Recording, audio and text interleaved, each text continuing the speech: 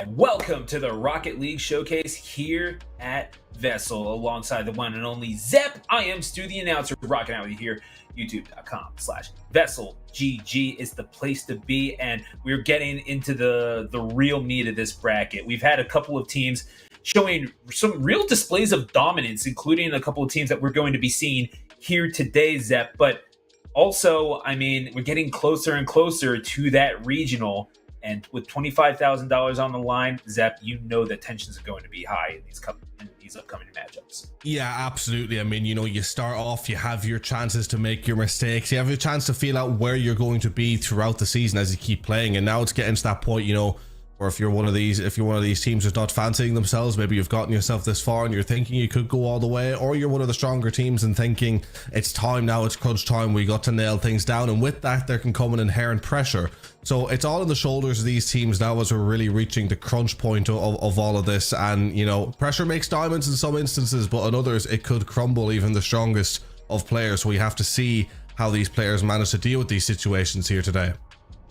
You're exactly right. And as we're going into the qualifiers, going towards the regionals, you're seeing that a little bit more because a lot of these teams were really just showing almost vulgar displays of power against weaker teams. There are no weak teams here. We're kind of in international waters. Everyone out here can rumble. So, and especially now you have these two teams, Noble Academy versus I believe it's called Esports Legends. Then these three players about on even keel, and what I would imagine is at least close to the semifinals. As you're getting to that point where, you're probably going to have to really reach for things. As we are getting ready for this game number one, Zep, I know that you've been looking forward to these guys for a little bit. What is it that you're looking for out of these teams to really assert their dominance? Yeah, well, I mean, I think it's as we were just talking about there at the beginning, is that it's getting into that crunch time, right? We're getting to that point now where these teams, they have to bring it to the table. And with that, teams are just going to be playing their best Rocket League. They're not going to be taking any chances. And it's going to be a close one. It's going to be a close call. They're going to take it right to the end. They're going to give it their best shot. And, no matter what, I don't think any team is going to lay down and accept a defeat if they even have a bad game won. So if there's any moments where you could see a series or even any game go all the way or into overtime, it's going to be moments like these. Chow Kid is going to play that ball on and tucks it into the left post. And that is a quick strike from go to goal in about 12 seconds. The Chow Kid putting Esports Legends on the board. Yeah, absolutely getting this early goal out of the way early. That's exactly what you want to be doing. As I said, 12 seconds off the clock, getting one through already. Are they going to answer back? They don't, as it's just blocked with a decent save, but another shot coming in and evening it up straight away. Stinky Bus fan, what a name, by the way, getting in there, cleaning up and putting his team back even with only 20 seconds left to go. Are we about to see a really high score in game number one? I mean, you would think, right? Being 17 seconds in and already having ticks on the board for each team. Noble Academy deciding to steal themselves, and I mean, a goal 5 seconds off of the face-off. You gotta love at least the attitude that you're seeing. As Stinky Bus fan is going to keep it in their own end, try to play it on. Is going to be tapped away by the goalkeeper there, Guy128. Going to try to play it into the corner, looking for any sort of rotational pull, but is going to be blocked away by, I think, Stinky Bus, who, yeah, you're absolutely right. What a name. You do have someone playing stationary, rather, in goal, but I mean, even though we are seeing a 1-to-1 game as we're approaching the minute mark of this particular one, good demo there by Redman. I'm seeing a lot of action in the orange and not so much in blue, and Esports Legends is probably going to have to pick it up. Yeah, absolutely. I mean, look, sometimes it looks like they're about to get it clear, but then blue, Noble Academy, they're able to just pull it right back and keep that offense going, and just doing a really great job here of keeping the pressure going, but then a nice clearance there.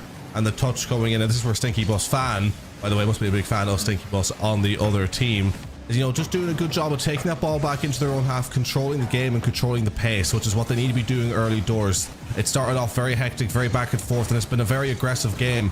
Just to slow it down and establish a bit of that control, just to say, no, this is our game, we're playing it our way, is a good way to get into the heads of the opposition early on. Oh my, but Stinky Bus fan, he has admirers on the other side for a reason. sitting and watching on that one and goes and touches it with the underside of the front tires. Nate Man can do naught but watch. Looking to play a goaltending role, but could not get high enough for the stop on that one, and that puts Esports Legends up 2-1. Yeah, I mean, that was a terrific finish, just capitalizing on an error there, but what a goal, sending it high, the goal hanging. Didn't work in that instance, and they tried to answer back. Noble Academy, credit to them, trying to get right back and nearly getting there, but now you do have Redman up. Was about to look dangerous, but again cleared well, and now Esports Legends, maybe just after having absorbed that bit of pressure and gotten their lucky goal, or I say lucky a bit harsh, it was a well worked goal, but maybe now they're thinking, right, we can come out of our cage a little bit, show that we can be dominant, we can be aggressive, as now they seem to be the ones sending the ball forward, and it's up to Noble to get the clearances. Oh, Redman just bats it down and is eventually cleared out into the blue half, where Nayman is going to be waiting for an attack on goal. Guy 128 more than happy to provide it, but it goes off of the backboard and it will not find that left post that we saw Esports Legend hitting earlier on.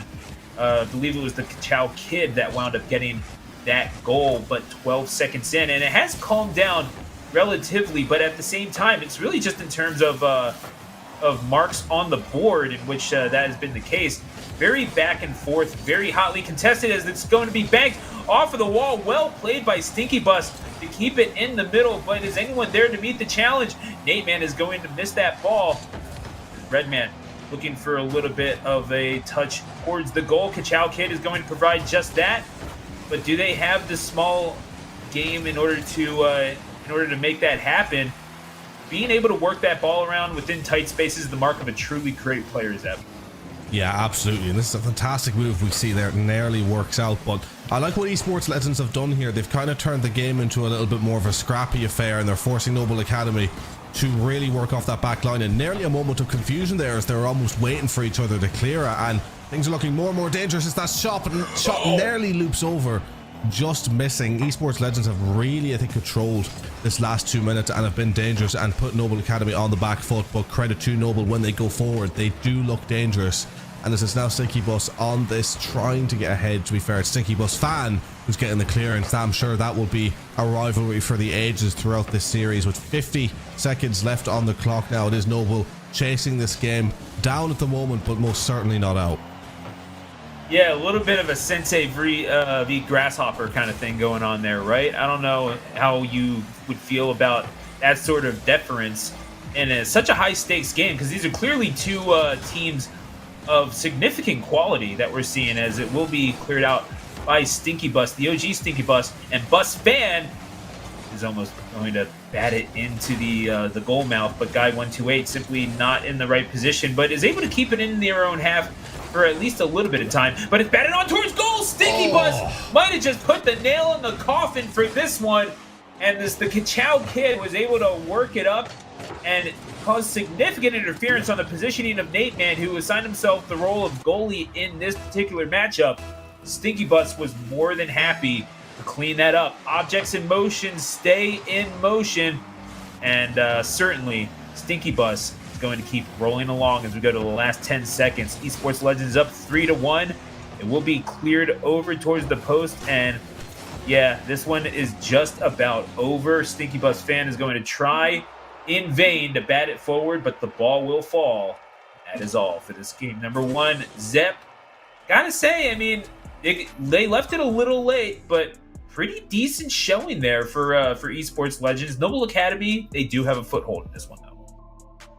Yeah, I mean, Esports Legends, they took a little while to get going, right? I mean, we did see them on the back foot. The goals came in quick, and then it was Noble Academy having those couple of minutes of dominance at the beginning. But then Esports Legends just came into their own. They started to be a little more aggressive. They started to tear apart Noble Academy and just pushing them further and further back onto their goal line, having more and more scrappy clearances. Esports Legends kind of stopped the free-flowing nature of the game. And then you had Stinky Bus just coming in with two fantastic poachers opportunities. One in the air with their first goal that just looped over the keeper, and then the next towards the end, rifling it into the top corner. The perfect finish that was needed for that instance. And yeah, ultimately they just got the job done. But in terms of where the series could go, absolutely no idea. That game showed moments of both of these teams looking dangerous, and even though there were some good finishes in there, you know, it didn't look like a clean sweep whatsoever. This could still go either way. Yeah, hotly contested for sure, but at the same time, there was a team that was controlling the pace of the action a lot more. That ball was almost living in the orange half over the first half of that particular game. And as we start off with game two, I mean, Noble Academy is going to have to take the initiative on this one, but Stinky Bus will allow no such thing from go to goal in 8 seconds on this one. They just beat their own record on that particular go around, off of the backboard and in. Stinky Bus fan can only watch in awe and evidently admiration given the name. But yeah, starting off again, esports legend on the front foot, Zep. I mean, that was a terrific finish by Stinky Bus, and maybe we're beginning to see why this player indeed has a fan, because I mean, that was some terrific control in the air just to get up high and early over the side of Noble Academy, catch them asleep off the bat with that. And yeah, just a terrific finish all rounder. And I get the feeling that Stinky Bus is going to be that player that we see on the side of esports legends, who is just that dominant force in the air, that ever-present danger.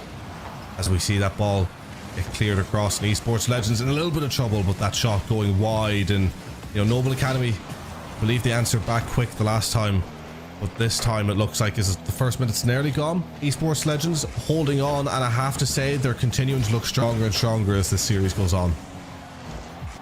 Yeah, I mean, they're finding their rhythm, right? Just a little bit more natural with their movement. We're seeing a little bit more of a stilted, more role-oriented style of play with Noble Academy, and they're able to work around it, although Noble Academy very clearly going for the demos, trying to get those momentary man advantages, and doing quite well to that respect, as Stinky Bus fan is going to challenge Stinky Bus. Nate Man going to get demoed, and again, you know, esports legends showing that they're willing to knuck up as well. It's very quickly becoming a knockdown, drag out war.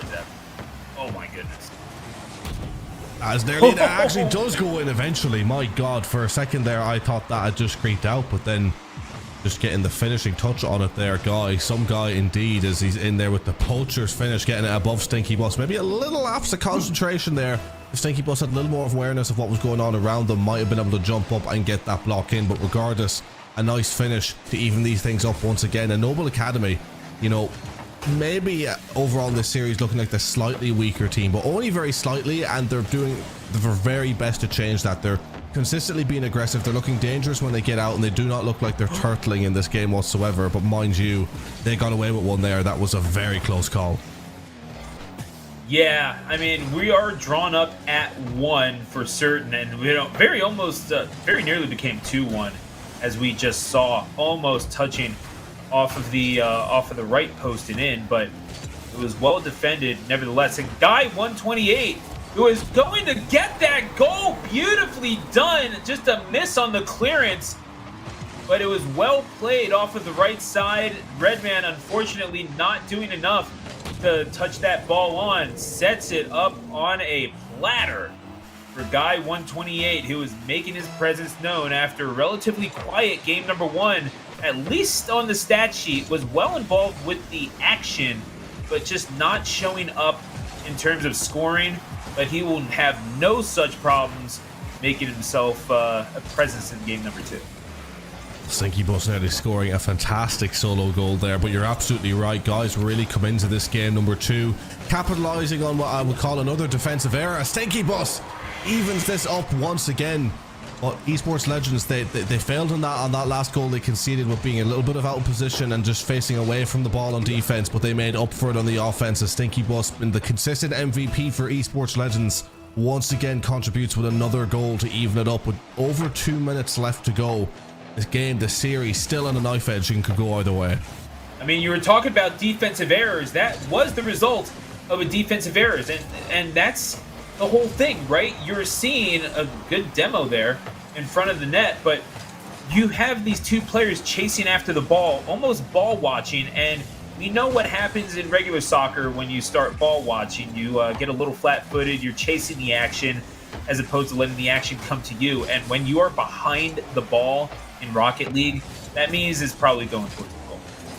Yeah, absolutely. You have to be facing the play at all times. You have to be rotating correctly, making sure you're finding yourselves in the right positions, but Noble Academy here looking to score another goal of their own. So dangerous on the offense from those corners. They really like getting up in those scenarios. That definitely seems to be their strong suit, sort of guiding it in from the corner and being dangerous. But Esports Legends defending and looking like they're on the back foot here with the defense, but the Chow Kid with a good clearance now. Maybe a good attack mounting here. It goes across the goal, and the pace of this game has certainly picked up here as both these teams in this game too are looking for that winner.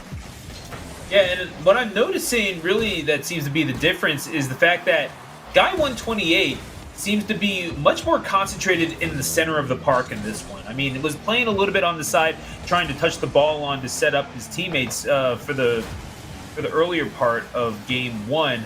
But now you're seeing it's almost like a bull in a china shop, as we are going to get a little bit of side play off of a clearance attempt for Guy 128. Good demo there by Noble Academy as they are going to try to bring this ball up and make the difference in this game number 2. Looking to get on the board, and yeah, we were saying this was relatively even. 30 seconds remaining. Certainly the scoreboard reflecting as such, but man, Noble Academy, night and day in terms of how they're moving and the confidence that they have on the ball, as they are still being made to clear the ball out quite a bit. But nonetheless, I'm impressed by what I'm seeing from both sides. Yeah, I mean, Noble Academy definitely seem more together as a team, a bit of an even contribution, but it seems to be on the side of Esports Legends. Whoever's hitting the ball to destroy is usually that player right there. Stinky Bus in the dying embers of this game number 2, sending it right into the top corner with pinpoint precision. And that was a terrific goal, and they've been the MVP throughout this game, throughout this series, and once again proving it there. And Noble Academy is going to have to replicate something similar to what they were able to do in game number 1, where they scored almost directly off of a face-off. Stinky Bus fan is able to keep it up, and it will remain in play. Stinky Bus, however, going to touch it on into the opposing half. The ball will fall, and that is all. Esports Legends is going to go up 2-0 in this series, and what a way to go for Esports Legends. Stinky Bus, again, making the difference, and it shows in the statistics. 5 shots on goal, 3 of which went in, including one with 2 seconds remaining. And yeah, that's the thing, man. Good players score, good goals. Great players score clutch goals. It's all about timing, and Stinky Bus at the final act will claim the stage and make this game his own once again.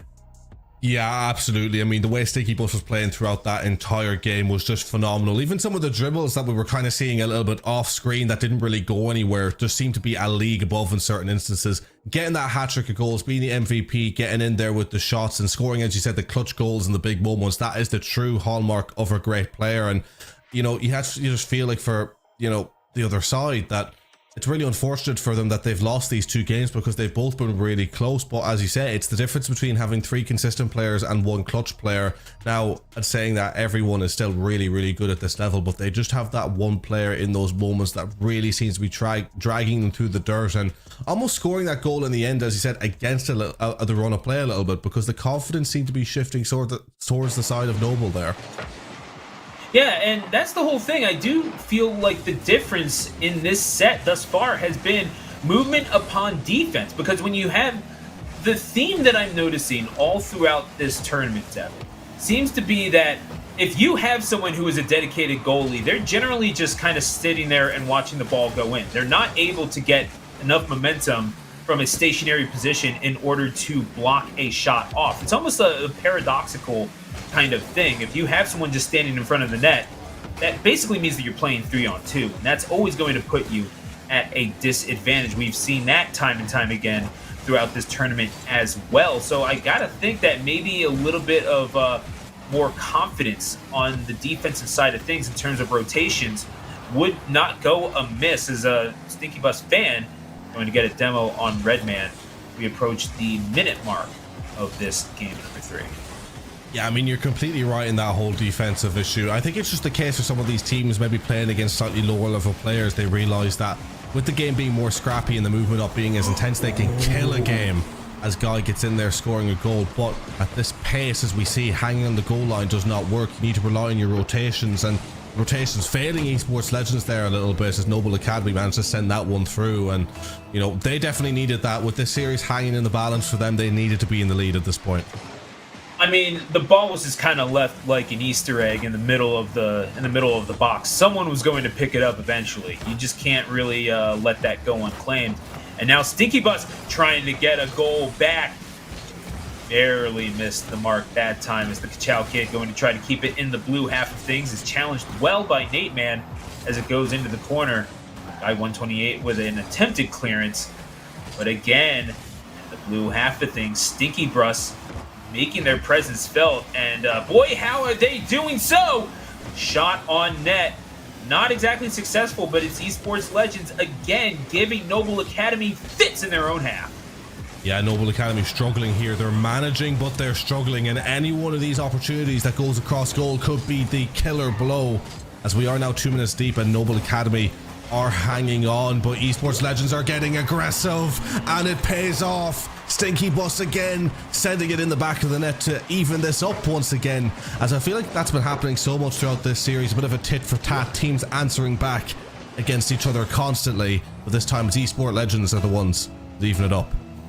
Yeah, and this seems to be just a matter of experimentation. Like, okay, having someone hanging in front of the net is not exactly working. Let's work on the rotating defensive scheme a little bit. And you just saw no one home as the Ka-Chow Kid is going to answer right back. And off of the face-off, Stinky Bus pinches it off of the ceiling. The Ka-Chow Kid is going to hit the volley, skips on through, and Esports Legends skipping their way into a potential finals berth as they are taking on Noble Academy and succeeding, and they have really settled into this set. Well, what a goal for the Ka-Chow Kid to beat there and score that poacher's goal, but what a pass from Stinky Bus. Just again a top performer, and you wonder, could that be a momentum and a morale killer for the side of Noble Academy, who've worked really well, conceded 2 quick goals, make that 3. Redman in there sending it down, and Noble Academy now with over half of this game gone, all of a sudden find themselves chasing this game 3 with 2 goals behind and not a game to their name in this series. Things are quickly looking desperate. A clearance straight to the middle into your own box that will punish you every time. I feel like I'm turning into my high school soccer coach, if I'm being completely honest. That is just a brutal mistake for Noble Academy to make. Someone who has been doing so well to challenge Esports Legends' assertion of dominance in this matchup. But Redman is going to tap it in, and we're going to see another one from Stinky Bus, who makes magic out of nothing in their own half. Stinky Bus fan and Guy 128 all at sea, and Stinky Bus going to touch it on and tap it in.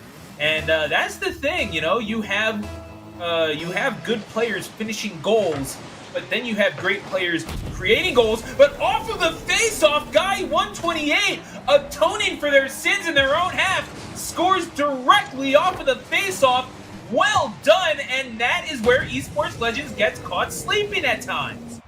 Yeah, well, I was about to say that looked like it was going to be game, set, and match, and there's still a long way to go for Noble Academy, but they have been handed a lifeline after that kickoff, as Esports Legends now will be looking to shut up shop with just under 2 minutes left to go. Noble Academy trying to break through. Well, as you can see here with the control from Stinky Bus, just another level of player, just baiting the challenges, just holding up that ball. It didn't work out at that time though, with Stinky Bus fan managing to get that clearance, and now it's once again back into the danger zone, but cleared well again by Esports Legends. Noble Academy, they are running out of time, but it is not impossible for them to come back in this. Nate Man is probably going to have to push themselves up at some juncture if they are going to challenge for another goal, or indeed to erase this 2-goal deficit that Ka-Chow Kid trying to keep it out of their own half. Stinky Bus will help out with the defensive responsibilities as it's being left in the middle of the park.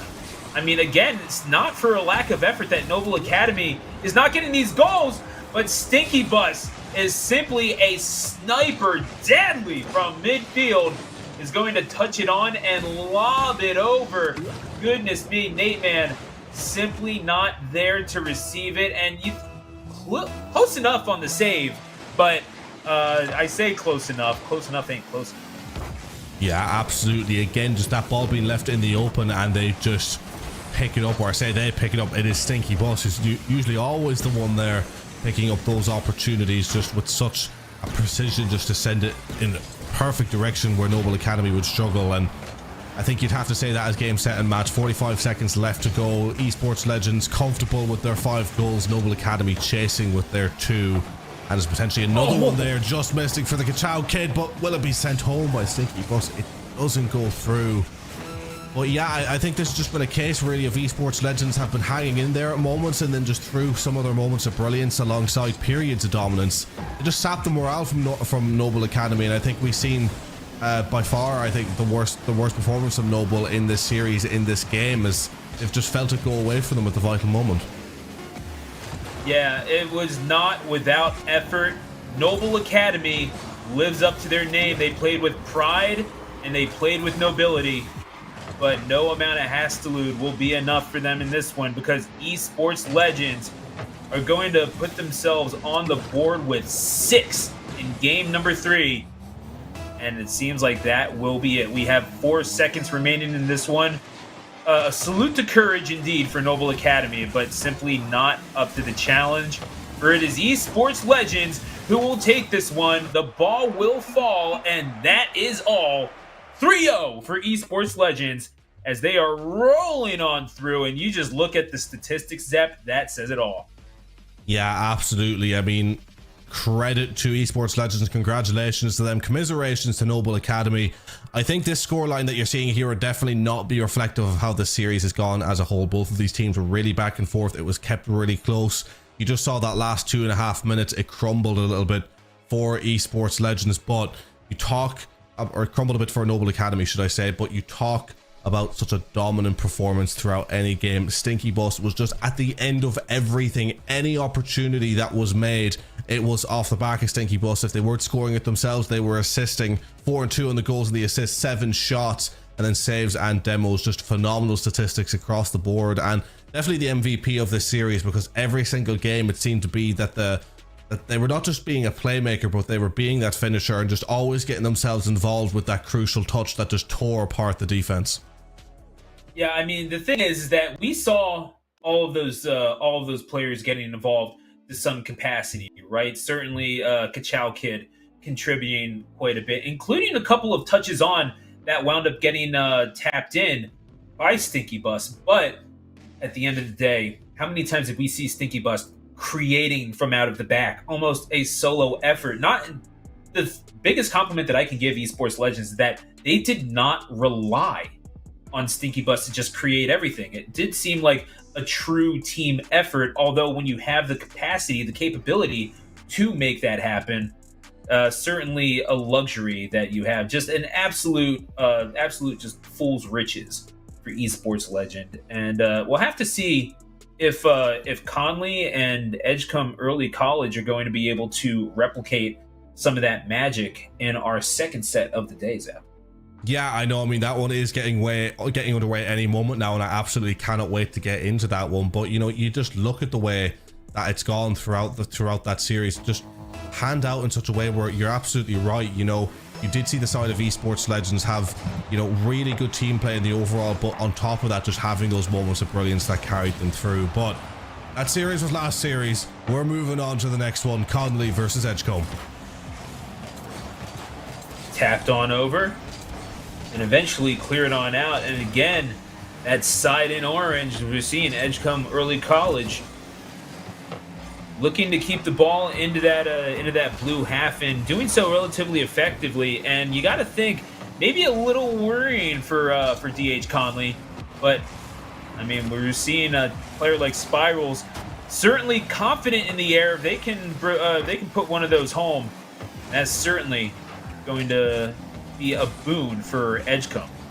Yeah, absolutely. I mean, with nearly a minute gone now, it is still going back and forth. What I'm seeing with a lot of these teams, you know, that we've had the privilege to look over these last number of weeks, is that a lot of times I see teams kind of slow down a little bit off the bat just to feel each other out and see what the opposition is bringing to the table. But for a lot of these games, both of these teams have been starting strong off the rip, just getting super aggressive early on and trying to get that early goal. And you know, we're seeing straight away in this game with just over a minute gone now, the pace is up at 90. Both of these teams going back and forth non-stop, just trying to almost not have their strategies be revealed, as I believe that may have been a shot saved by their own player, as a real unfortunate scenario for Edgecombe, as it looked like they may have been through, but they're getting another offensive opportunity, and again that ball's still sitting in a really dangerous area but not going through as of yet. But this game is so back and forth.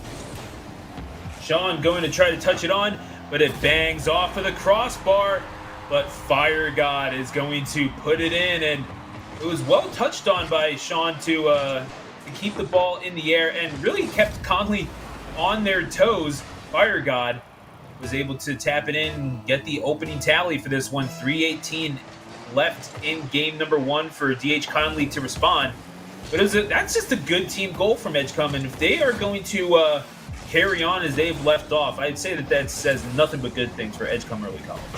Yeah, absolutely. And I mean, I really like that finish as well. Fireguard making sure to keep it low and fast. It just skidded its way along the ground into the goal, exactly the way that shot needed to be hit, which, you know, takes a lot of skill. Sometimes you can get there and you can hit a ball, but how you hit it is entirely different, and a perfect type of shot there. And now, as we're nearly halfway through this game, Edgecombe sitting there with the lead. But again, it's only one and things can change in an instant, but Edgecombe, credit to them, they don't look to be in too much danger. If anything, they're creating the danger with another shot in there, you know, to quote Breaking Bad, I am the danger. I think that's what Edgecombe are feeling right here, right now. Oh, hang on a second. We're seeing Sean could indeed be the man who knocks, as we are going to see a clearance towards the middle of the field. Spirals, who's been doing a decent job staying on the ball in the earlier part of this game, but Honk looks to clear it forward as well. RCWA as well, trying to make a contribution offensively. And is at the very least, I mean, all these players are showing for the ball. They're doing a decent job of being brave, at least in that front. But Spirals, maybe got to be a little bit better in front of goal if you want to put your name on the board, but you're going to get demoed. And it was well done indeed in the middle of the park, as you're going to have a little bit of a challenge trying to get back. Honk challenging for the ball, but it is going to be cleared away by Sean. Oh, narrowly scoring there. Was that an open goal missed? Did that my eyes deceive me? I feel like I almost missed something there in that instance. That was so close. It was close. I don't know if it's a tough angle, don't get me wrong, but again, that's can be the difference between winning and losing, is hitting those shots from that angle going top down. Yeah, I mean, you got to be putting them through. And nearly scoring again. I mean, there's been so many nearlies in this game where the clinical nature just hasn't been there, maybe quite as much as we've seen in that previous series. But this game has certainly been incredibly competitive. Two of these teams really taking it to each other throughout, both flying high in the sky and, as you said, showing for the ball. That's exactly what they need to be doing here and keeping the pace up. I mean, yeah, just it's incredibly close and really could go either way. I mean, when you talk about clinical nature, Edgecombe maybe slightly above, as Conley have had their opportunities, but all it takes is one, and with 35 seconds left to go, plenty of time to get one. But you can't have it be Edgecombe getting it. Oh my goodness. It nearly crosses over that line, halfway over, but not quite there, as now Conley mounting offense of their own. Running across the goal mouth. Spiral going to get demoed, but RC right back. Sean trying to be the Reaper of Souls, looking to put this away. Sean and Spirals will combine to put this one in the bag for Edgecombe Early College, unless DH Conley can respond with an absolute maelstrom of offense. It will be Edgecombe winning this one. 19 seconds to go. We've seen crazier things off of a face-off, though, Zep. We absolutely have. Oh my goodness! Oh my goodness! What happened to the caster curse? You just caster predicting it here. We've seen crazier things happen, and they're halfway there, but they'll need to get another one. I don't know if that's a caster curse or a caster prophesization. I don't know what in the world we just saw, but a touch off to the side, XR, right place, right time, and now all of a sudden Edgecombe, victory is not to be assumed. Don't be like me, kids. Stay in school, LOL. But yeah, Spirals is indeed going to put this one away, perhaps rectifying a little bit of a team mistake there. and no one there on the back end. XR, and that's the problem when you have to reach for a goal, right? That could be score effects. You need to get up front. You need to show for the ball, because whether you win by 1 or whether you lose by 1 or 2, you're still losing. No real difference there. XR is going to show for the ball, but is going to miss. Edgecombe Early College is going to pick up the victory in this game number 1. Yeah, they put the nail in the coffin there towards the end, but Spirals with the 2, Sean in there with the 3 assists. Again, you just talk about a team performance. Edgecombe seemed to have that going for them, but credit to Connolly, they had it there as well. It just seemed to be sometimes a game of moments and maybe not being as clinical where they needed to be, and that's what happens when you get to this level. When you get so far, you start to see that skill gap just decrease and decrease, and you're playing in games where it's so even, where you could go, yes, I may have only made a mistake or two, but that mistake or two when you didn't score a goal or didn't get that clearance, that is simply the difference maker, because you're going to be made to punish for your mistakes, and you're going to rue the day that you weren't clinical with those finishes, because the other team was going to take it to you and maybe score a lucky goal or a well-worked goal. Either way, it's going to happen, and you have to be on your game, and it just didn't happen for Connolly in that instance. But other than that, they played a very competitive and very close game. Absolutely right. And I think the biggest difference, honestly, we did see Sean maybe a little tentative with the ball, but at the same time, it wound up making for a pretty decent assist on that first goal, if you remember, just kind of touching it along and then eventually banging it off of the crossbar. I don't know if that was an attempt at a shot, but nevertheless, it was well followed up upon by their teammate. I believe it was Spirals in that instance. But nevertheless, you're seeing a lot of play on the body, playing the man, and 3 demos in that game. Sean definitely showing out as a defensive force and trying to make things happen for their teammate. And, I mean, he was rewarded with 2 assists at the very least in that game number 1, and they're going to continue on as they left off. It's going to be Fire God with the assist on this one, bangs it off of the corner, and Spirals more than happy to tuck it home. That's multiple goals in these games already, but go to goal in 5 seconds. Edgecombe Early College with the early lead. Yeah, terrific goal early doors, relatively simple, but just catching Connolly lacking on that defense early doors, getting up, getting aggressive, and getting it sent into the back of the net. And Connolly, you do not want to be in this position. You just had a competitive game where things could have gone either way, and now all of a sudden, game number 2, where you're looking to even it up, you're already on the back foot with not even 15 seconds gone. They're going to need to try and just get forward and get some confidence back, because if Edgecombe starts to really garner some momentum in this series, this could be game over. Honk nearly putting it in the top corner, but it just wasn't quite there as Edgecombe looked to go back up again, and they look strong when they go forward, especially Spirals. What a shot! What a goal! As they go 2-0 up. Fantastic solo effort there. Just dribbling it to perfection and getting that perfect final touch between the 2 defenders. They were not getting to that one.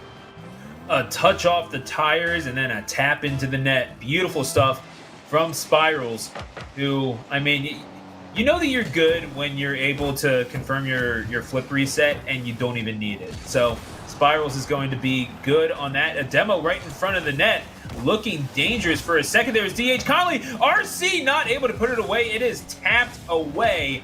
And again, defensive rotations, the name of the game when you get to this level of competition, Zep.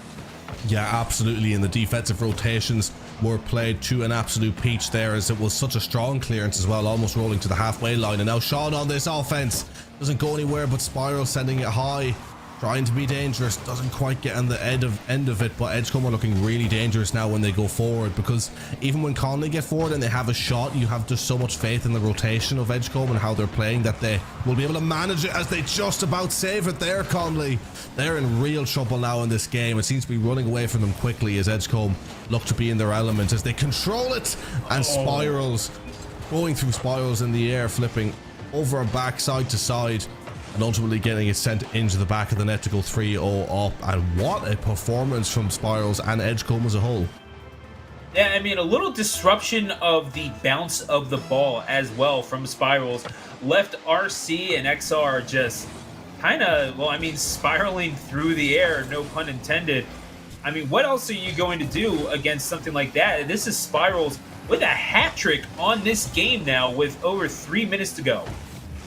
Yeah, I mean, Spirals again being the MVP with the finishing, but take nothing away for the rest of the players, Sean included, as you see that move go forward, but not quite work out. It does seem to be Spirals being the one in there with the real clinical nature, getting that final touch, getting the job done, but everyone else certainly looking dangerous in moments as well, as Edgecombe looked to go up again after defending that effort well, and Connolly chasing this game, but they get it clear, and they just really don't seem to be mounting any threat now, because as we spoke about earlier, whenever they get a good offensive opportunity, it's defended with relative ease, and I think that's getting to them now. I think they're running out of ideas in this series, and it's showing. Yeah, I mean, they're just not getting enough balls to the center of the park, it seems, and it is in their own end for quite a bit. They're just not able to capitalize, and Spirals is going to get a fourth goal in this one, touched off of the post yet again, and it's going to be Spirals that goes bar down. XR just a step off, it felt like, and it's Edgecombe Early College. Yeah, when you said they were running away with it, you were not kidding, because Conley again just feels like they've lost all confidence that they were able to garner in that game number one. Yeah, absolutely, and I gotta give massive credit as well to that previous goal, Sean going in there with the demolition after the missed effort. What a terrific play to make, because that opened up the goal for the shot big time and left Conley scrambling at the back, and they continue to look like they're scrambling as Edgecombe just tighten their grip around this game and the series as a whole, going forward with another strong effort where it eventually gets tapped in by, I think, XR. I think that was an own goal, but again orchestrated immaculately by Sean, setting it right on top of the opposition, keeping them scared in their own half, and it does come off XR in the end up. And yeah, just that confidence has fallen off massively. Such a competitive and close game one has turned into a rout here in this game two, as Edgecombe have completely grown into this series.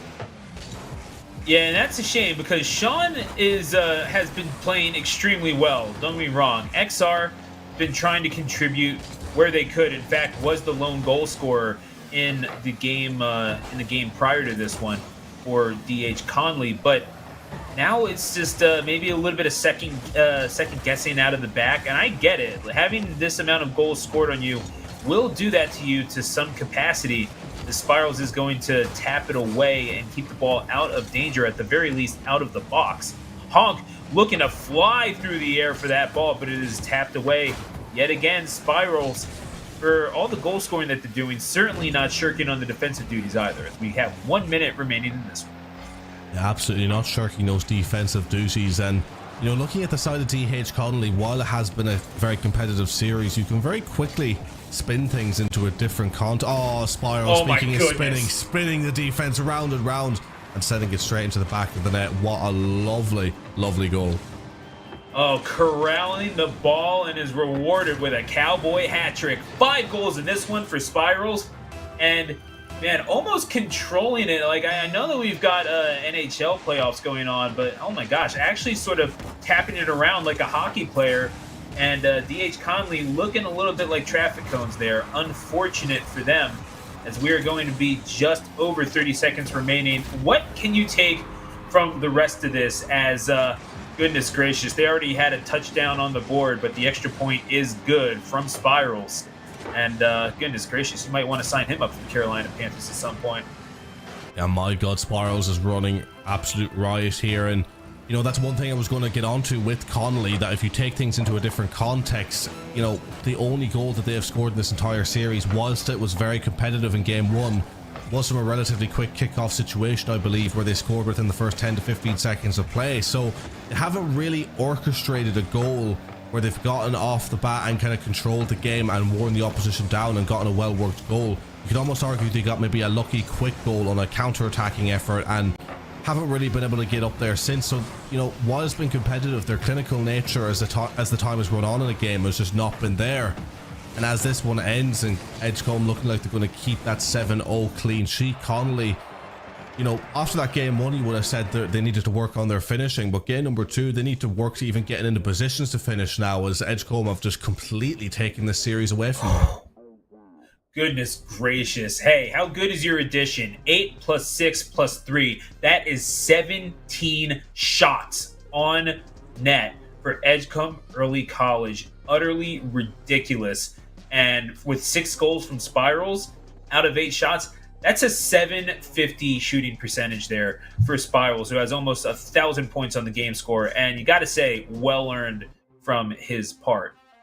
Yeah, absolutely. I mean, look, Spirals being the MVP here so far, and you would say that it was a strong team performance across on the side of Edgecombe. They have been playing really well as a team, all doing their work, but just in terms of that clinical nature, it's Spirals that is just that edge above and really kind of showing that off towards the last minute or so where they realized they had the game in hand.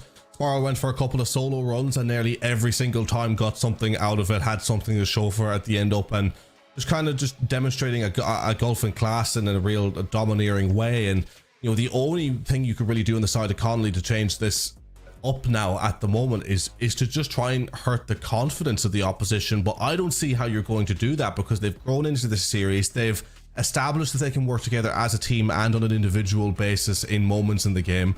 So even if you disrupt one player, another player is going to come in and just fill those boots and just be as deadly. So Connolly have a really tough job ahead of them.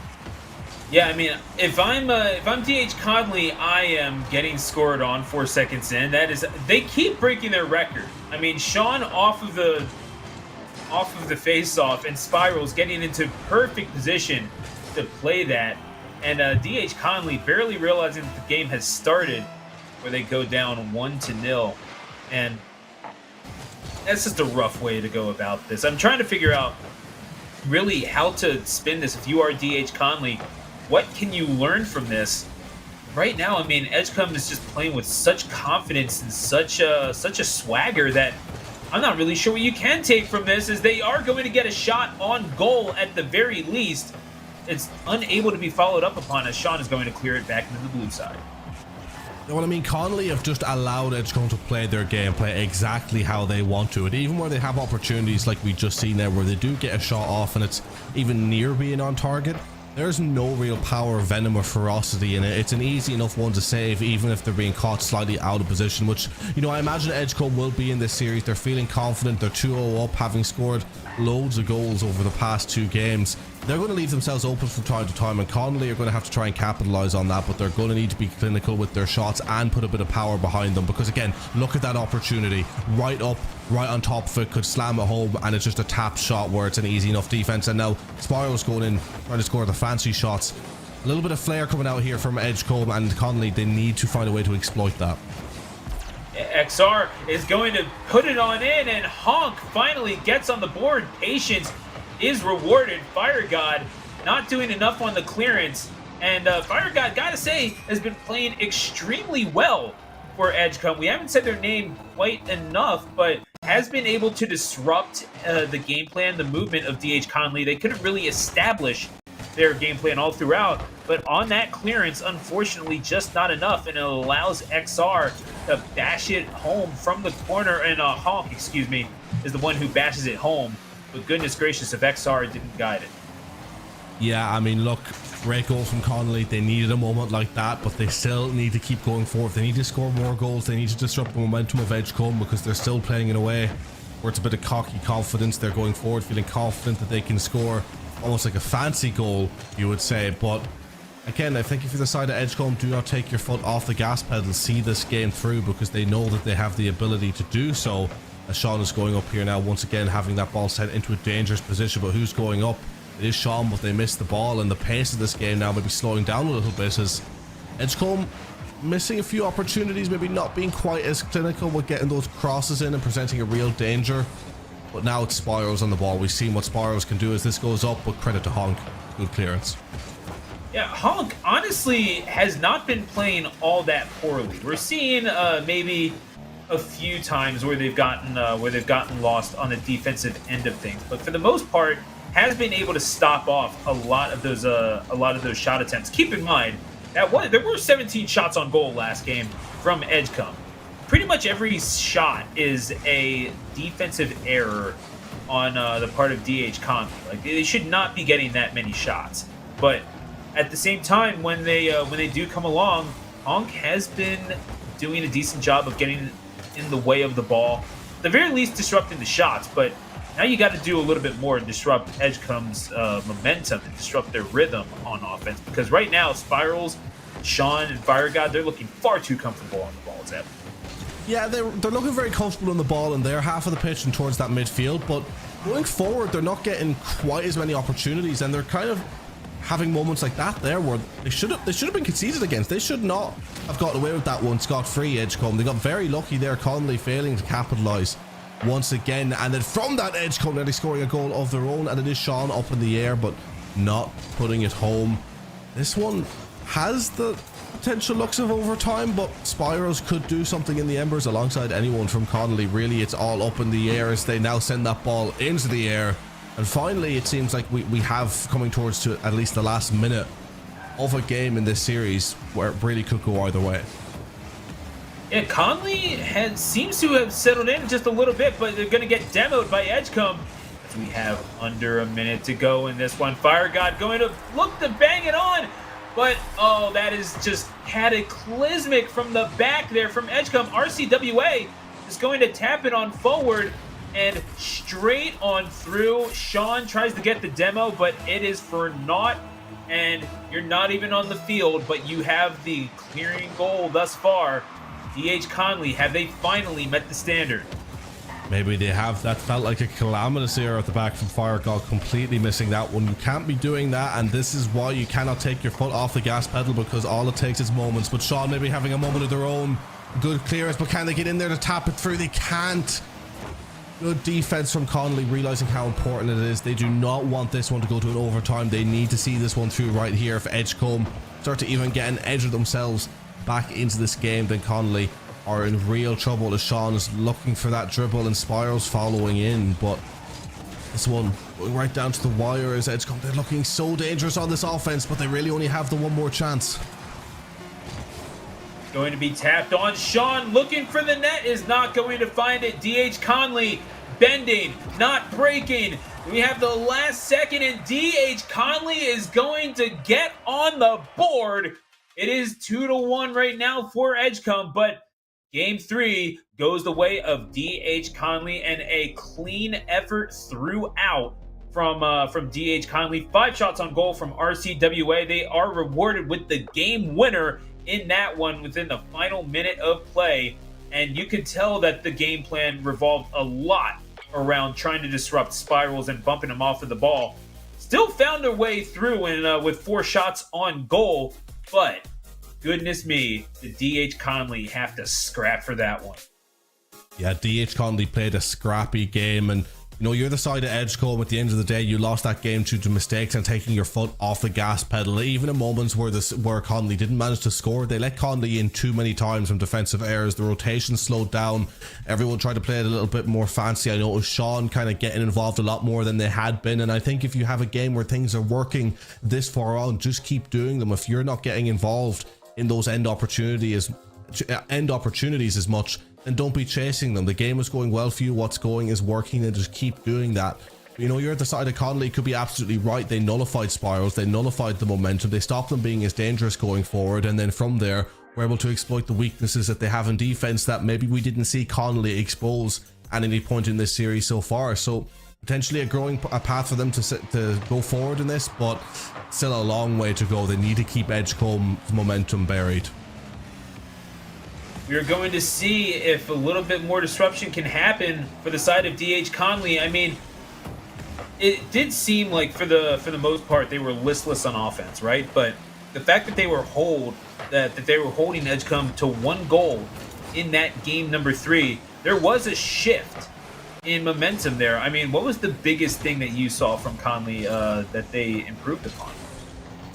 I think they just improved with, as I was saying, you know, the nullifying of the opposition, because when they were going forward, they were still missing opportunities. They still weren't hitting the shots with this type of venom or ferocity that I would like to see for them to really push Edgecombe back. But they just tightened up a little more on defense, which unfortunately doesn't work out for them there. But tightened up a little more on defense to make sure that Edgecombe were not getting in as much, and then from there working it up the pitch. But Spyro's getting in, exposing that defense with, again, the types of shots that Connolly need to be hitting. That powerful one rifled into the back of the net. And not even a minute gone, Edgecombe are 1-0 up, and maybe they're turning the heat back up now to finish this series. And I gotta say, I mean, let's give our flowers to Sean real fast, because been doing extremely well to play the ball and keep the game, almost slow the pace of the game down while DH Conley are sort of flying around trying to get back on defense. Here's Sean kind of crawling up in this station wagon, going 20 miles an hour, and is allowing offensive opportunities to be created, allowing for Spirals to get onto these boards here, but is going to get demoed there, and that is probably how crucial Sean is on the back end. As soon as you get demoed, you find XR tapping the ball in, and that is a good team goal. I believe that was RCWA on the demo there. Please correct me if I'm wrong. Either way, it's an ugly goal, but sometimes you get ugly goals, and they count for 1 point nevertheless. Absolutely, and it was a terrific goal, getting that demo in such a vital position to essentially leave it for an open goal out of nowhere. But what is going on there in the defense? You work so well on the offense for an opportunity like that to pull yourself back into the game, and all of a sudden you're faffing it at the back as it just trickles its way onto the back of the net, and Edgecombe take that lead again.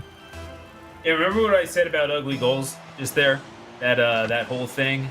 Yeah, there you go. That's ugly goals, ugly sister, that one. I mean, that was just the pinnacle of just not the prime Rocket League that we've been used to seeing throughout this series from what have been two fantastic teams who have given us a fantastic series. But talk about things getting scrappy. It seems like the defensive efforts of these teams now have really begun to take a hit. Well, hey, you know what? Good teams win beautiful games. Great teams win ugly ones. That's just how it is sometimes, especially when you get to a bracket, when you get closer and closer to regionals. It's about survive and advance, and you got to take the opportunities given to you. Spirals has been doing exactly that and touches it on. Makes no mistake there from the left side. Going to tuck it on in, and it is 3-1 Edgecombe. Yeah, good finish there from Spirals, working hard as they always have been throughout this series. Always the player that looks the most clinical, the most dangerous, and sending it through there, doing a lot of damage to momentum, and they can maybe send through another one, a poacher's goal. And we've seen this in the previous series where as soon as a couple of goals started going in that match point game, that the confidence seemed to really dip. And now just like that, Conley finding themselves 3 goals behind with only half of this game left to go. Things are quickly looking desperate. And this is, I mean, if we could go back to a fundamental point as we approach the halfway point of this game number 4, this is where you realize, like, I mean, just because you've achieved the shot on goal does not mean that you are out of the play. Sean, I think, realizes that better than most anyone on the field, because you saw that shot going off of the post, but what did he do immediately? Drove over to the pursuant defender, bumps him along, makes sure that you're not getting in the way of the shot for Spirals to be able to put that in. And goodness gracious, how many opportunities is Spiral going to have put onto a silver platter by Sean? Tapped in from the corner, and yeah, sometimes you just gotta be in the right place at the right time. Spirals has certainly been doing that. We've seen a little bit of goal creation from Spirals as well, but this is a tandem up top that is looking awfully dangerous for Edgecombe. Yeah, I mean, I think you're completely right. I mean, Spirals has had so many moments of individual brilliance, but when you have teammates like Sean who can put it on a plate like that in so many instances, that's just going to make you such a dangerous player all round, and a dangerous team because of that, because you really are just contributing to each other's success at that point. And I mean, this series could have quickly gone away for them, right? I mean, they took their foot off the gas pedal, they were punished for it, they made mistakes in that game 3, and Connolly could have easily found themselves getting a bit of momentum, because if they corrected a few of the mistakes that they were making, Connolly, they could have really started hitting home some of those offensive efforts that they were making. But credit to Edgecombe, they've just come back, shown what they can do, and have almost just gone up another gear in this series where they've just completely destroyed the momentum that Connolly had got off that game 3. 80 seconds is all that remains between Edgecombe and advancement. Fire God looking to get a tally of their own, perhaps an unsung hero of Edgecombe, who's been contributing on offense with a few shots, simply has not been rewarded with perhaps the goals that they have deserved. It's been Spirals who's been taking the lion's share of those. As we have 1 minute remaining, RC is going to be demoed yet again, and Edgecombe's willingness to play the body has been admirable, to say the least. The checking game is strong, but Honk, once again, putting the body on the line to get the goal. XR taps it into midfield. Bonk sees it home. Sean just a little late on the demo again. And DH Conley, at the very least, will get some parting shots in. Yeah, I mean, a terrific goal. Kind of like almost a poacher's goal, just getting in there at the right angle, at the right moment, sending it over and into the top corner. Love to see it. Honk has just always been that player, having some of those moments for Connolly where he's finding himself at the end of certain plays and giving that lifeline to Connolly. Unfortunately, I don't think it's going to be a lifeline here, but definitely a nice consolation goal. So we're reaching just 30 seconds left in this game, still 3 goals to chase, and it doesn't look like it's going to happen as Edgecombe have it in the opposition half and are looking relatively comfortable with the way this is going. I mean, there's certainly something there for DH Conley. This is not a team that is hapless. They've earned their spot in this particular qualifier. And now we are going to see 5 seconds remaining. Edgecombe on their way to advancing. The ball will fall, and that is all. These Turtles snap back. Edgecombe Early College with the 3-1 victory in this one. Yeah, congratulations to Edgecombe. Commiserations DH Connolly, who put up a strong fight in a couple of those games, but game 3 they won, game 1 they came close, but game 2 and 4 just did not go their way whatsoever.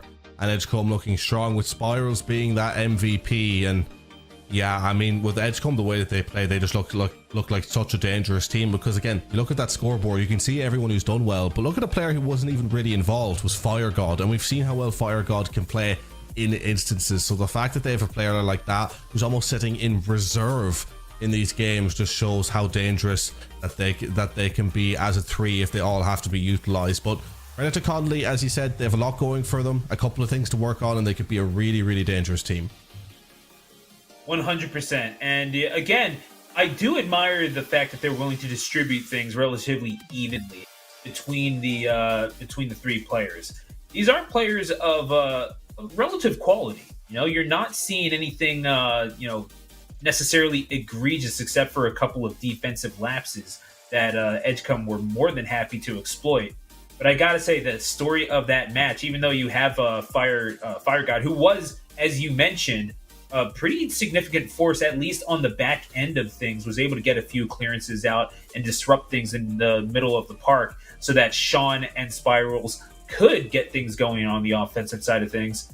Gotta say, it will be interesting to see what Edgecombe is able to do should they make it to land. But we have one more match to go. A couple of teams that we have seen make their presence known here in the Northeast region. North Carolina Cyber Academy versus Piedmont Community. They are going to be going at it mano a mano, 3v3, right here at the VESL Rocket League Showcase. Don't go away. We'll be right back.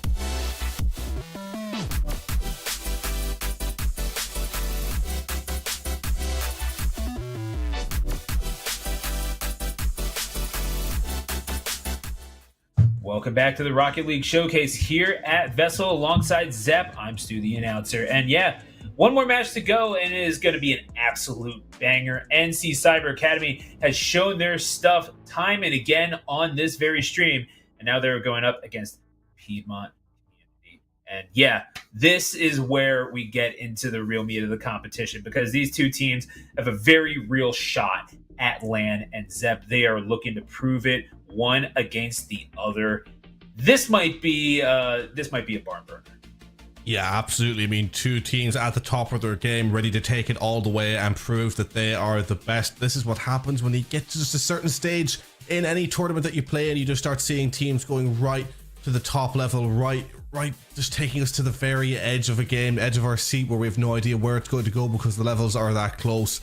This is where we are now. Both of these teams ready to give it their all. Cannot wait to get into this one. And here we go. Dark Wolves, YMG, and Dark making up NC Cyber Academy. Fantasies, Jerry and Justin on the Piedmont Community side of things, as you're going to get YMG Minty playing the ball off of the corner, and it's cleared away by Fantasies. And yeah, again, we were talking about the importance of being able to clear the ball. Yeah, that's you don't want to be leaving things in the back. Like we said, you're chasing the ball, you're likely letting in the goal. And that's something that both teams, I would imagine, are cognizant of, and certainly trying to take out some of their most dangerous players, as Dark is trying to prove himself to be for NC Cyber Academy. They've made their presence known on a few of these games, and you got to think probably NC Cyber Academy's most prolific goal scorer. Yeah, absolutely. I mean, NC Cyber looking dangerous there off the bat. It was a little bit back and forth, but in terms of those opportunities fizzing across goal, it has been NC Cyber creating them as they look to go forward, and this has been a really fast-paced game off the bat. Another defensive effort here from It's Justin with a good clearance, but another shot coming in just off the top corner. One more in, it's bouncing back and forth. No one to be seen in the defense, and NC Cyber make light work of that finish in the end, up just continuously putting it in difficult positions to the point where everyone from Piedmont were just completely taken out of the game. Off the post from Minty and tapped in by Dark Wolves. And yeah, that's a pretty good team goal. It's about what you expect, as Dark is going to get a little bit of revenge for being demoed early on, catching a body of their own as it stays in the orange half of things. You gotta like what you're seeing from NC Cyber Academy thus far. Justin proving to be quite capable of playing with the ball in smaller spaces. They got to do just a little bit more than that if they want to touch in on net, as it's brought towards goal and not tapped out. Piedmont Community need to do a little bit more in their own end if they want to keep the ball out of the net, because otherwise things like that happens. Dark serves it up on a platter to Dark Wolves, and yeah, touched on over to the corner. It could have been either Minty or Dark Wolves' goals, and it is going to be the latter that winds up putting the tally on the board, and it is 2-0 to NC Cyber Academy. Yeah, I mean, Piedmont were doing an all-right job of just hanging on, but as you said, we're not getting the clearances in, not getting that away properly, and NC Cyber punished them and continue to punish as they get their third goal. Piedmont caught lacking, no one in the defense, all up, no one back, and an easy finish at the end from Dark. You know, I say easy finish, one of those ones you need to keep your composure for, trying to read the bounce. Of course, players at this level, you'd expect them to put that one away, but 3 minutes left to go, 3-0 up in this game. Their confidence is growing, and Piedmont finding themselves on the back foot now so much. They haven't had a real offense of their own now in quite some time. Yeah, I mean, doing okay with the ball on the doorstep, but the thing about being on the doorstep is that you're never there for long. You're either going into the house or you're not. And Dark, this may very well be his house. Gonna get a tap on in, and Jerry, unfortunately, not doing enough on the ball there, as Dark is going to get yet another goal in this one. That's a hattie for Dark, and well done for NC Cyber Academy. They're all getting on the board, they're all making their contributions, but goodness me, if you're Piedmont Community, you really need to start cleaning this up. Yeah, I mean, these defensive efforts now have turned quite poor from Piedmont. They haven't been great, but they've been getting steadily worse. It's been calamity at the back, a real lack of coordination and set rotations And you have to give credit for NC Cyber Academy putting Piedmont in that position where they're really struggling to get set up, because obviously these teams at this level, they know how to set up, but it's about being able to do it when you're feeling that pressure in a game. And NC Cyber have just done terrific of kind of squeezing almost the basics out of Piedmont, where they're just really struggling to do the simple rotations, but then going forward like this, Dark putting another goal on the board. And when you have to deal with that, when it's such a fast counter-attack, such an aggressive counter-attack, any team would struggle. But Piedmont, they are just not in this game at all. Yeah, I think now is the hat trick for Dark, as Dark Wolves had 2 goals prior to that. Dark is going to scooch just ahead of their relatively similarly named teammate. I guess we could just go with Red X, right? But either way, you're going to get Minty going towards the goal, but not quite going to get on the board. Dark looking for another one. It's going to touch off to the ceiling. Will it bang into the... Oh, not quite able to get tucked in to the right post. Justin making it a little too close for comfort, as Fantasy is looking to get a point on the board for Piedmont Community. Not quite enough, as Minty going to play it on in. Is going to go right towards the center. Not able to tuck in the ball from the corner from Dark. And again, Piedmont looking to scooch the ball on ahead, but they're just not going fast enough. They are not threatening the defensive shape at all, as Minty is going to be rewarded with a goal of their own. It is 6-0 to Cyber Academy. Cyber Academy just looking so dominant, and even their defensive efforts. I mean, we've seen that moment where Piedmont were sending it up high, going forward. That was going in, but Dark was there with a phenomenal save, getting up, just getting a touch to it. So they're proving that even on defense, in the rare occasions where they have to do it, they are able to pull it out of the bag. But in saying that, as soon as that comes out of my mouth, a goal is scored. It's Justin sending it up and catching Cyber Academy a little bit off guard here. I think you'd say too little too late when it comes to this game, but you have to set yourself up momentum wise for game 2, and Piedmont maybe starting that and just getting it in place. A little bit of a warning shot there from Piedmont Community right off of the face-off from go to goal in about 3 seconds there from Justin. A good individual effort to match the individual effort that we just saw from YMG Minty, who played that ball beautifully off of the corner. Fantasies has an open net, but is trying to slow it up.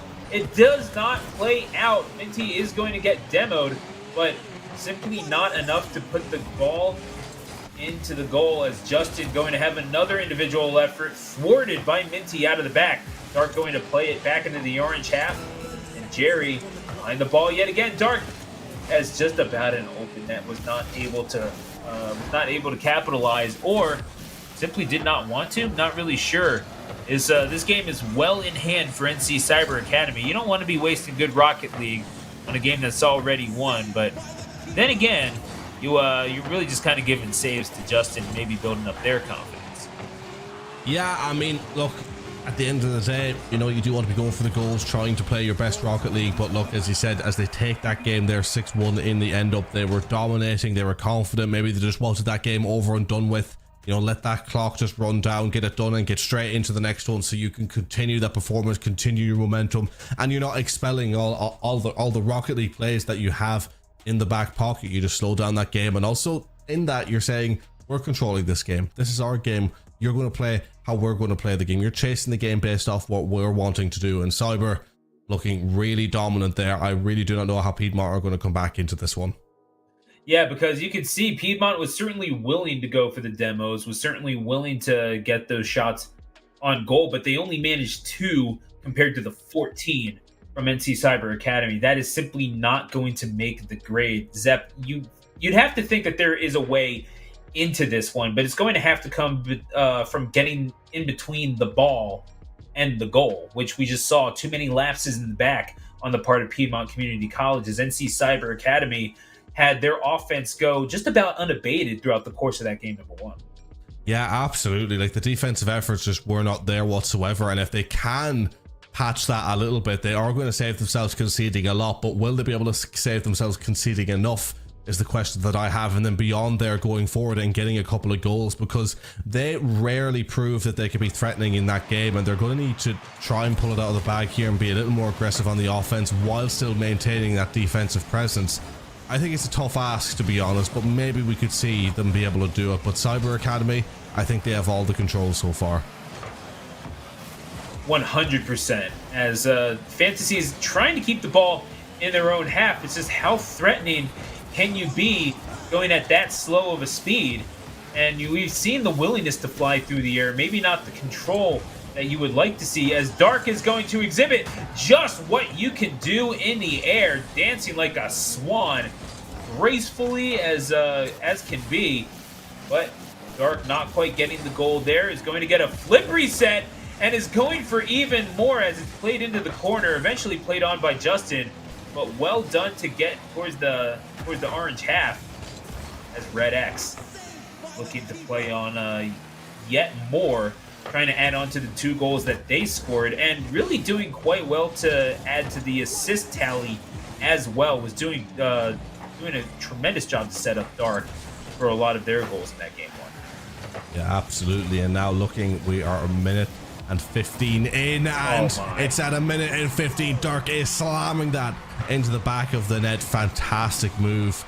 It is Red X setting it up and Dark sending it home as they just completely catch the defense off guard. And I feel like that's the type of play against Piedmont where they're seeing a different level on the side of Piedmont. Like they have their opportunities, they could pull themselves back into it, but when they have NC Cyber Academy setting up moments like that, they just know that they are playing against a different level of opposition, as that was just such a terrific goal.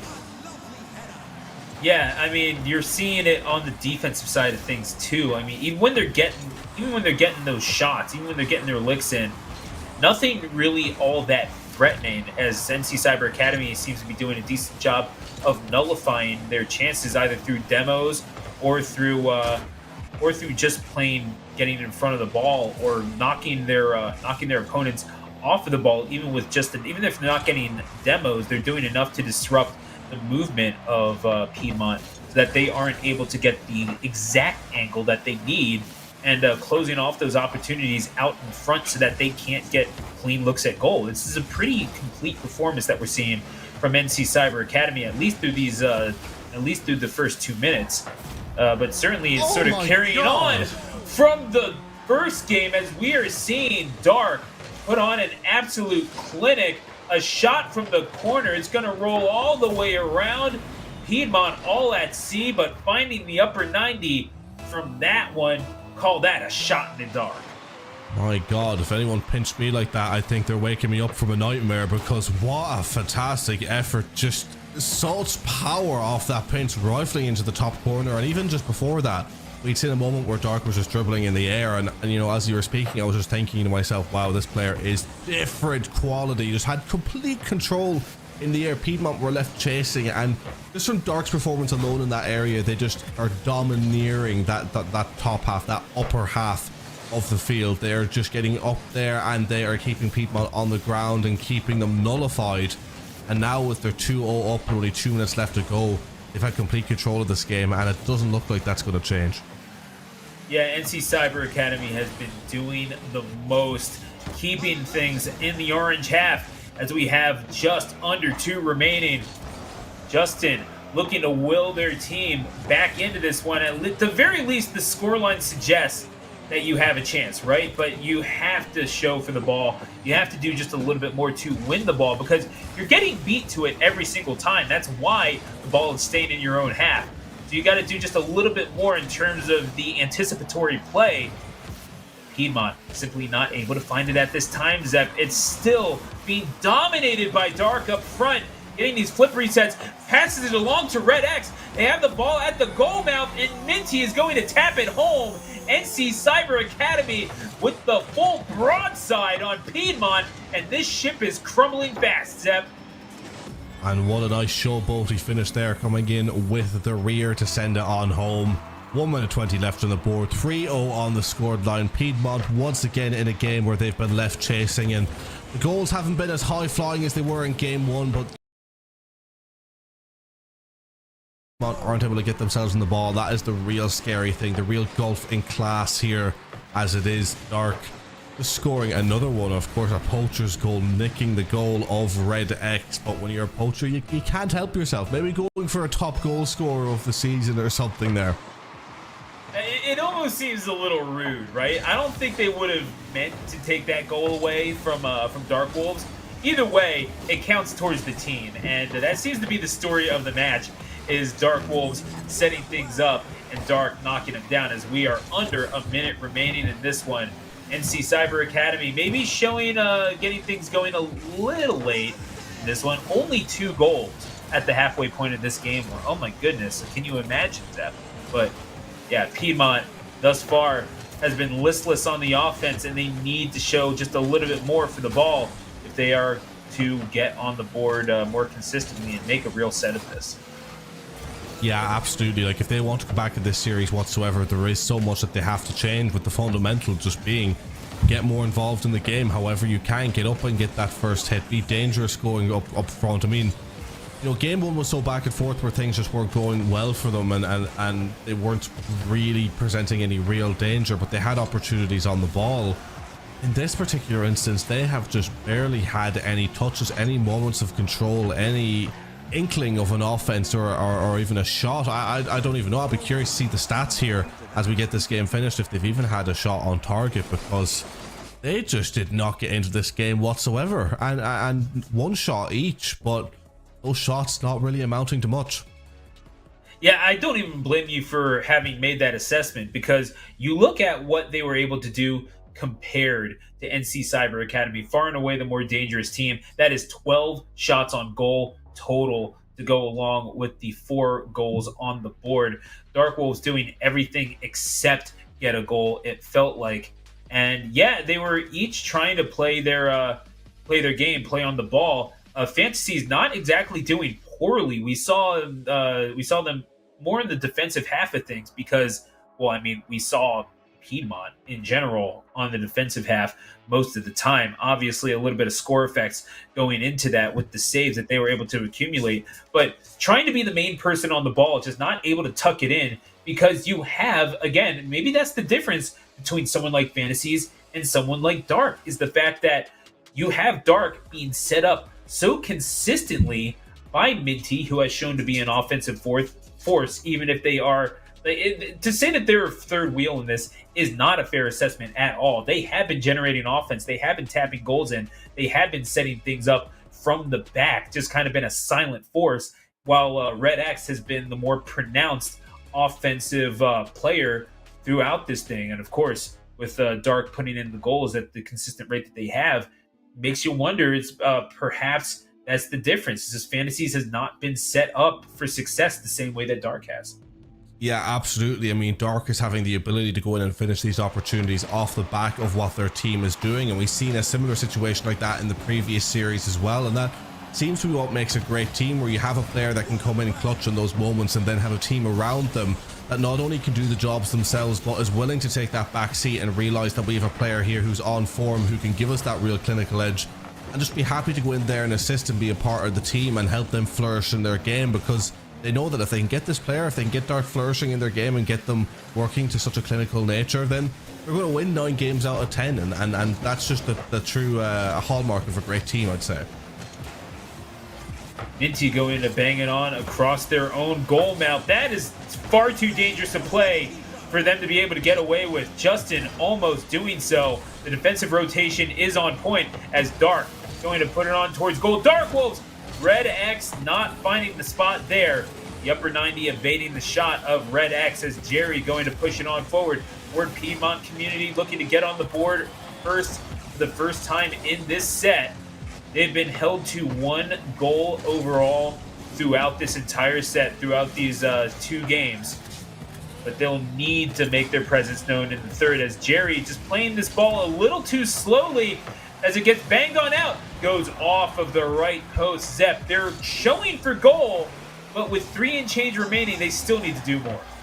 Yeah, absolutely. They're showing for goal. It's not quite happening, and look, they may get one because NC Cyber Academy are leaving that defense exposed, maybe feeling a little bit confident in this series, but when we see them go forward in the offense, they look so dangerous, and they've had 2 or 3 times already in this game where it has been so close, and if they keep it up, they will score. I think if both of these teams keep up the way they're playing right now, there will be a score on the board for both of them, but it's whether or not how many both teams get will be the difference maker, and I still would have my money on NC Cyber Academy at the moment. Ooh. To be ahead with the goals at the end of this one, but Dark with a fantastic save. I mean, NC Cyber Academy being made to play on the defensive end of things, and they're certainly not slouches in that regard. But we were talking about how Fantasies maybe just needs a few more opportunities to get set up. We saw that right there, and they're making NC Cyber Academy work in front of their own net just a little bit. Jerry going for the upper 90, not quite going to find it, as Justin going to keep it in the blue half of things. Kind of wonder if this is score effects, maybe NC Cyber Academy looking to try new things. But nevertheless, Dark, Red X, and Minty have not been broken as of yet, with 2 and change remaining. Fantasies and Co. going to try to put Piedmont in an advantageous state for the first time in this set. Oh, what a save by Dark. Yeah, great save from Dark again. And Piedmont have been looking dangerous in these instances. They've actually been getting up and realizing that we have to get a goal this game. We can't sit back. We're not playing any long games anymore. We're 2-0 down. This is match point. We need to chase a game. We need to try and be offensive, and we need to try and dominate. And so far, they've been dominating this opposition half. They're up there, maybe getting ready to dunk it home. Justin just not getting up. It's still in the danger zone. And it is Fantasies, that player you've been pointing out, that has put it through in the end with 1 minute 47 left on the clock. It is Piedmont with the lead in this game 3. Missing on the first offensive rotation. You just got to set up and try again. Fantasies with a tight turn in the box and is able to tap it in off of the Karen from Jerry. And yeah, that is what we knew that if Piedmont was going to get on the board, it was going to be off of the offensive force of Fantasies, who has been working this entire time to try to generate something for Piedmont. Finally gets a little bit of help, and Justin and Jerry, they're definitely pulling their weight in this game number 3. All credit to them. But Dark looking for another goal is going to be tapped away before Minty is able to get there in time. A demo on Justin from Red X. And can NC Cyber Academy respond with just under 70 seconds remaining? That was nearly a fantastic goal by Dark, and nearly again sending it on target, but it is saved. Young Minty getting in there, but not getting that on target. Only a minute left for them to rescue this game. And Cyber Academy maybe thinking that they have more opportunities to win this series after, but you do not want to give your opposition confidence at this level, as it's Justin flying in, cleared off the line. It's been Piedmont playing the better Rocket League in this game, but scorelines don't always reflect who's been the better team, as this shot comes in from Dark, and with 37 seconds left, Cyber Academy could at least take us to an overtime as they even this one up with none other than Dark on the score sheet. The time for games is over. Dark is going to put that in off of the tap from Red X. And yeah, again, when you have your defense bunching up like that, it is going to be tough to distribute the responsibilities all that evenly. 30 seconds remaining, and we are drawn up at 1. Piedmont trying to wrest their way back into this set by hook or by crook. They're trying to make it happen. Fantasies looking to tap it on through. Not going to find it. Jerry looking to lob a ball into the top corner and will be denied yet again by Red X, as Jerry going to keep it in the blue half. 10 seconds to go. Justin will challenge for the ball against Dark, but it is tapped on into the corner.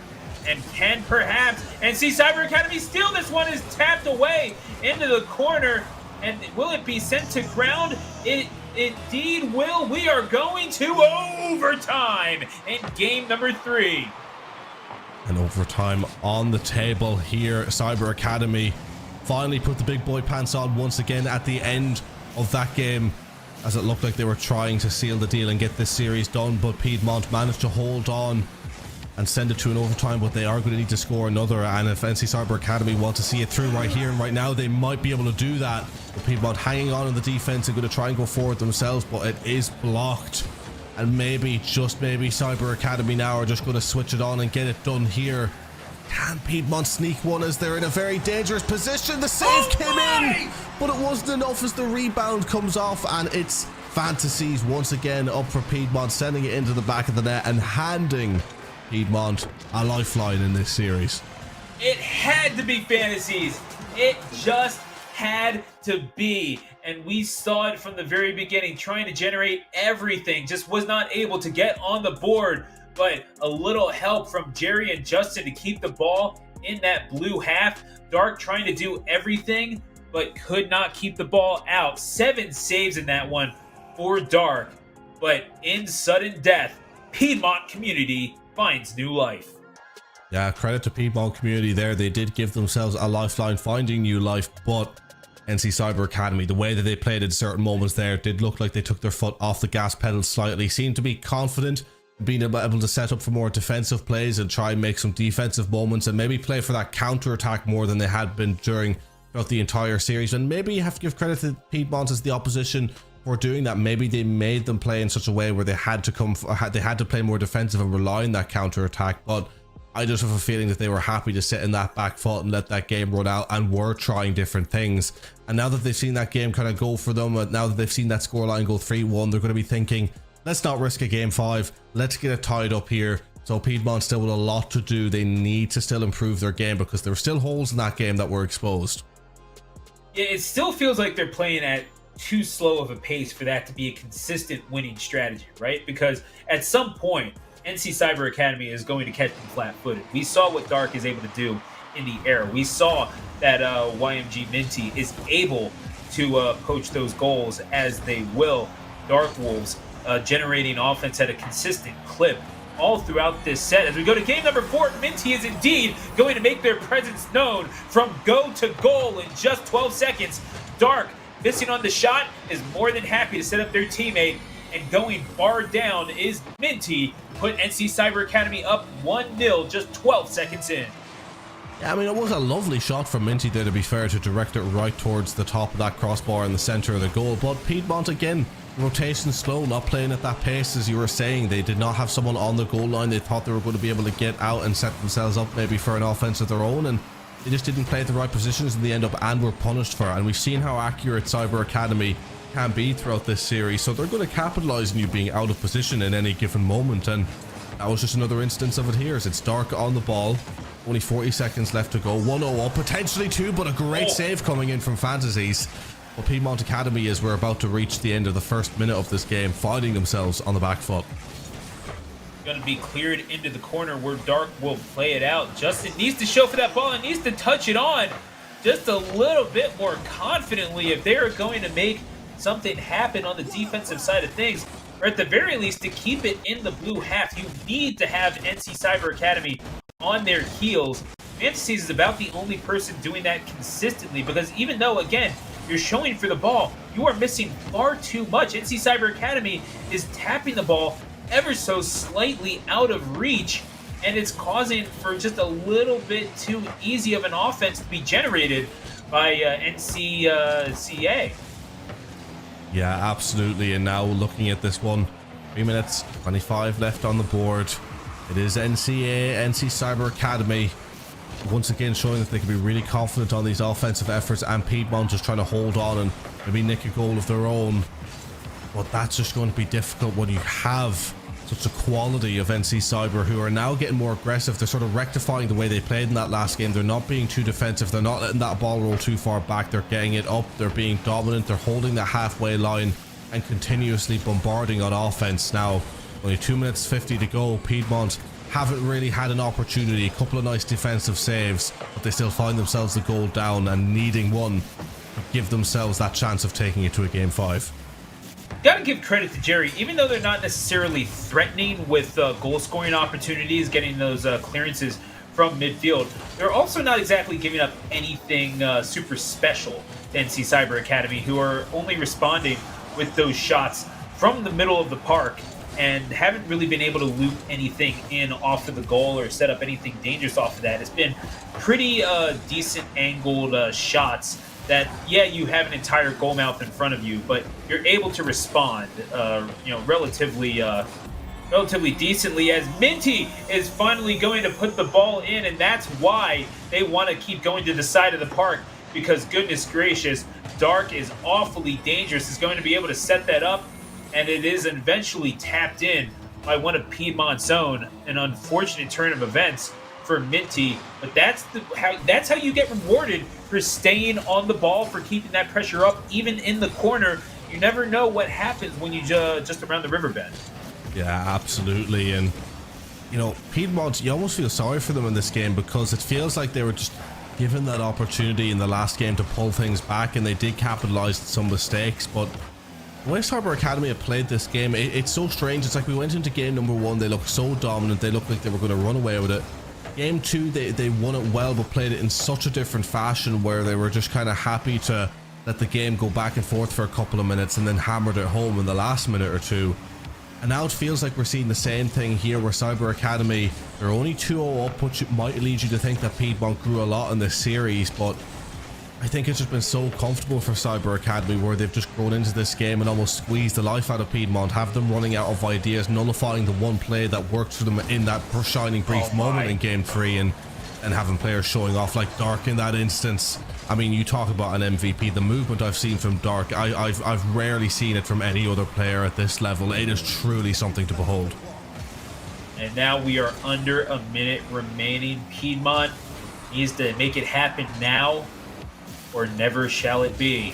Dark, though, the movement through the air, dancing, light as a feather, but Red X Dark Wolves bearing the fangs. And we see there just touching it on. Fantasies and Jerry doing everything they possibly can to try to keep it away from Dark. But Red X says you never turn your back on a beast. And indeed, it will mark the spot in the middle of the goal mouth. 3-0 for NC Cyber. Yeah, and that looks like it is going to be game, set, and match. Piedmont would need a miracle to come back into this one. And you just have to give so much credit to Tarboro Academy, the way that they've played. It's been so much fun to watch. You've had Dark just shining through, just completely tearing apart the opposition, but being assisted by an immaculate team behind them with Red X and Twitch, Young Minty. But Fantasy's always been the player there, making things happen for Piedmont when they need it. And maybe, just maybe, with 23 seconds left, if they can get themselves at least a kick-off goal at some point here, they could pull it to an overtime, but that's still a lot to ask with the time left. We've seen crazier things happen, Zep. I will say that, but yeah, you'd have to think that it's going to take quite a bit from Fantasies and Co. to get this thing going, especially because that goal was a result of NC Cyber kind of bunching up. You're not seeing any such mistake happen on their part now, as we are going to get that ball into the corner. It will fall, and that is all. NCCA is going to make the grade and move on. 3-1 the final score of game 4. 3-1 the final score of this set, and that says it all. Dark yet again doing everything except score, leaving the glory for Minty and Red X. Well deserved on their part. They will indeed get their flowers, and definitely what you would say, congratulations to them, but commiserations to Piedmont, who you saw the effort from Fantasies, Justin and Jerry, simply not able to be dangerous enough in their offensive half of things to make it a contest. I feel like that was really the only difference, just having a little bit more tooth in the offensive zone. Yeah, completely. I mean, Tarboro Academy, look, I do believe they just had that step up in their game, the way that they could play, as you said, on the offense, the way Dark was playing, the way he was being assisted by his teammates in Red X. It truly was next level. But then just Piedmont definitely had something to their game where they could be dangerous, and I almost wonder what they could bring to the table against another opposition, because I really do feel like it was a case of what they can do was just completely nullified in that series. Like, I feel like at game number 3, they were maybe afforded an opportunity to do a little bit of what they would have wanted to do, how they like to play a game. It seems like they're the team that likes to get up, hold a consistent offense and bombard that back line. But if you're playing against an opposition who also likes to do that and just has that higher quality in doing that, there's not much you can do to counteract it. It's almost like they got beat at their own game, beat at what they like to do, and they've just never had a chance to show off really how they could do it throughout a series. We had glimpses of it in that game 3, but even those glimpses were not really much in comparison to what they were just being able to do throughout the entire series on the other opposition side. And yeah, it was a terrific series to watch, but it was a dismantling at times where Piedmont just could not really get themselves into it as a whole. It felt like they were garnering a little bit of a foothold too, which makes this all the more tragic. And again, just they could not find that killer instinct. It seemed like Fantasies was trying to make things happen all on their own, and definitely a quality player. Certainly that the scoreline reflects as such. but at the same time, needed just a little bit more organization in the back, certainly in that game number 2. And NC Cyber Academy, certainly the better side in this one. Commiserations to Piedmont. They will fight another day, most certainly, but this day belongs to NCCA. That is going to do it from us here at the Rocket League Showcase. By all means, follow Zepcast on Twitter. Good dude, my brother from Ireland, Erin Gobra. Thank you for joining us today. And that is going to be for him, for Sports ETC, our producer. I'm Stu, the announcer. And Zep, why don't you take us out? Oh, I get the honor of taking us out. Oh my God! Please. I've been talking long enough. The spot here, my God. Well, ladies and gentlemen, everyone watching at no, home, I'm setting you up, man. You're setting me up. I'm the red X. You're the dark. Yeah. Exactly. Okay. Well, let me reset myself. Okay, ladies and gentlemen, I've been bestowed the honor of taking us out this evening. So, folks, thank you very much all for watching. And make sure to go follow Stu the Announcer over on Twitter or X as well. We'll still call it Twitter here. But thank you all very much for watching. I hope you all have the good rest of your evening, and we will see you in the next one. Till then, take care and peace. Happy